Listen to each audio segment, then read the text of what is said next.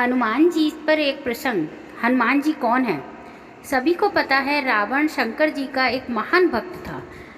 रावण के समान शंकर जी का दूसरा कोई भक्त नहीं हुआ।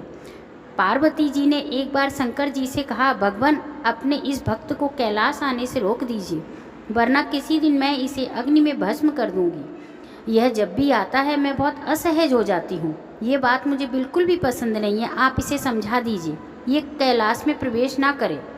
शिव जी जानते थे कि पार्वती सिर्फ इनके वरदान की मर्यादा रखने के लिए रावण को कुछ नहीं कहती है। वह चुपचाप उठकर बाहर आकर देखते हैं, रावण नंदी को परेशान कर रहा है। शिव जी को देखते ही वह हाथ जोड़कर प्रणाम करता है। प्रणाम महादेव। आओ दशानन, कैसे आना हुआ? मैं तो बस आपके दर्शन करने के लिए आ गया था महादेव। आखिर महादेव ने उसे समझाना शुरू किया। देखो रावण, तुम्हारा यहाँ आना पार्वती को बिल्कुल पसंद नहीं है। तुम यहाँ पर मत आया करो। महादेव, आप ये क्या कह रहे हैं? आपने ही तो मुझे वरदान दिया था कि किसी भी समय मैं आपके दर्शन के लिए कैलाश पर्वत पर आ सकता हूँ। महादेव, आप अपना ही वरदान वापस ले रहे हैं। ऐसी बात नहीं है रावण, लेकिन तुम्हारे क्रियाकलापों से पार्वती परेशान रहती है, और किसी दिन अगर उसने तुम्हें शाप दे दिया तो मैं भी नहीं कुछ कर पाऊँगा। इसलिए बेहतर यही है कि तुम यहाँ पर ना आया करो। फिर आपका वरदान तो मिथ्या हो गया महादेव। अब महादेव कहते हैं कि मैं तुम्हें आज एक और वरदान देता हूँ। तुम जब भी मुझे याद करोगे मैं स्वयं ही तुम्हारे पास आ जाऊँगा, लेकिन तुम अब किसी भी परिस्थिति में कैलाश पर्वत पर मत आना। अब तुम यहाँ से जाओ। पार्वती बहुत रुष्ट है। रावण चला जाता है। धीरे धीरे समय बदलता है। हनुमान जी रावण की स्वर्ण नगरी को जलाकर राख करके चले जाते हैं, और रावण उनका कुछ नहीं कर पाता है। यह सोचते सोचते परेशान हो जाता है कि आखिर इस हनुमान में इतनी शक्ति आई कहाँ से। परेशान होकर वह महल के ही स्थित मंदिर में, शिव मंदिर में जाकर शिव जी की प्रार्थना आरंभ कर देता है। जटाटवी गलज्जल प्रवाह पावित स्थले गले अवलंब्य लंबिताम्बुजंग तुंग मालिकाम। रावण इस प्रकार शिव तांडव स्तोत्र पढ़ना शुरू कर देता है। उसकी प्रार्थना से शिव प्रसन्न होकर प्रकट होते हैं। रावण अभिभूत होकर उनके चरणों में गिर पड़ता है। कहो दशानन, कैसे हो? शिव जी पूछते हैं। महादेव, आप तो अंतर्यामी हैं, आप सब कुछ जानते हैं प्रभु।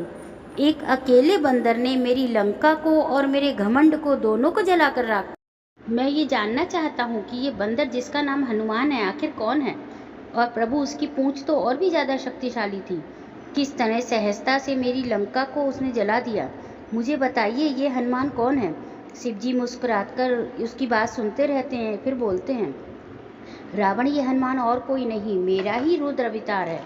विष्णु ने जब यह निश्चय किया कि वे पृथ्वी पर अवतार लेंगे और माता लक्ष्मी भी साथ ही अवतरित होंगी, तो मेरी इच्छा हुई कि मैं उनकी लीलाओं का साक्षी बनूं। और जब मैंने अपना यह निश्चय पार्वती को बताया तो वह भी हट कर बैठी कि मैं भी आपके साथ रहूंगी। लेकिन यह समझ नहीं आया कि उसे इस लीला में किस प्रकार भागीदार बनाया जाए। तब सभी देवताओं ने मिलकर मुझे यह मार्ग बताया। आप तो बंदर बन जाइए और शक्ति स्वरूपा पार्वती देवी आपकी पूंछ के रूप में आपके साथ रहें, तभी आप दोनों साथ रह सकते हैं। और उसी के अनुरूप मैंने हनुमान के रूप में जन्म लेकर राम जी की सेवा का व्रत रख लिया, और शक्ति रूपा पार्वती ने पूंछ के रूप में और उसी सेवा के फलस्वरूप तुम्हारी लंका का दहन किया। अब सुनो रावण, तुम्हारे उद्धार का समय आ गया है, अतः श्री राम के हाथों तुम्हारा उद्धार होगा। मेरा परामर्श है कि तुम युद्ध के लिए सबसे अंत में प्रस्तुत होना, जिससे कि तुम्हारा समस्त राक्षस परिवार भगवान श्री राम के हाथों से मोक्ष को प्राप्त करे और तुम सभी का उद्धार हो जाए। रावण को सारी परिस्थिति का पूर्व ज्ञान होता है, और उसी के अनुरूप वह युद्ध की तैयारी करता है और अपने पूरे परिवार को राम जी के समक्ष युद्ध के लिए पहले भेजता है, और सबसे अंत में स्वयं मोक्ष को प्राप्त करता है। जय सिया राम। ओम नमः शिवाय।